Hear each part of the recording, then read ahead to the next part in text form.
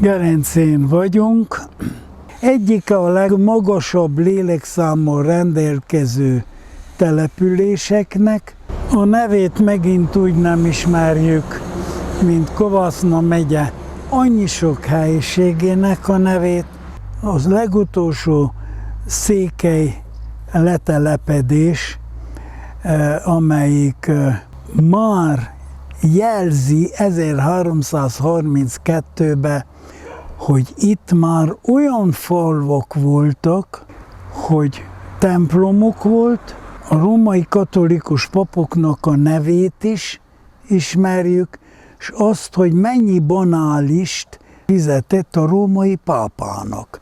A központban két jelességével ismerkedhetünk meg Gelencének. Gelence nagy 1-8 osztályos gimnaziális iskolának a névadójával, Jancsó Benedekkel, történész volt, Erdély történetét írta meg, és itt közelünkbe pedig a nagyon szép és rendbetett Gelencei Művelődési Otthon viseli a nevét. Nem itt született, de itt halt meg, és ide van eltemetve a szolodári temetőbe Bodor György, aki a jelenlegi Magyarországnak volt republikánus beállítottságú politikusa.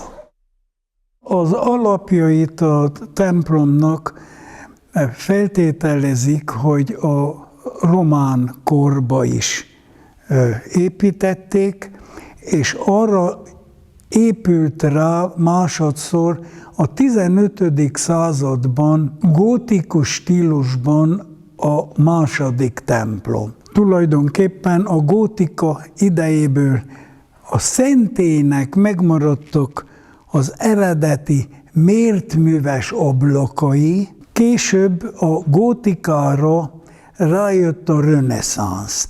Egy nagyon szép 1622-ből származó mennyezeti kazetták, amiről a szakemberek azt állítják, hogy körülbelül a barcasági 100 kazettafestő mesterek munkájának egy-egy motívuma tér vissza ezekből.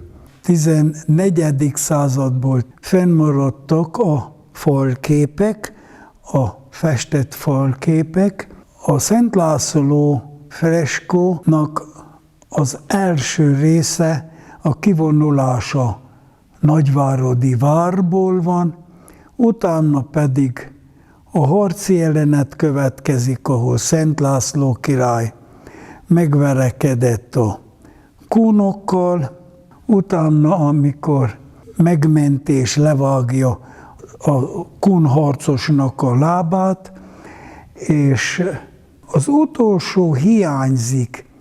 Tulajdonképpen ezt a freskót akkor fedezték fel, amikor lebontották a templomnak a kórusát, a karzatát. Lehet látni a képeken, ahol a tartógerendák helye volt. Akkor került sor az egész freskónak a tartósítására, és később a restaurálására. Ez egy jellegzetes késő gót ajtó. Azért, mert a gótika az csúcsíves templom volt. Tehát elindul a csúcsív, de elvágja egy egyenes vonal, ugyebár ez a késő gótikának a jele. Akárhol Erdélyben a templomokon megnézitek, ez mindenütt a késő gótikát az 1500-as évek végét és az 1600-as éveknek az elejét, a reneszánsznak az elejét jelzi. Megmaradt az eredeti gótikus szentségtartó fülke, a tabernákulum, ugyebár álhálóboltozat.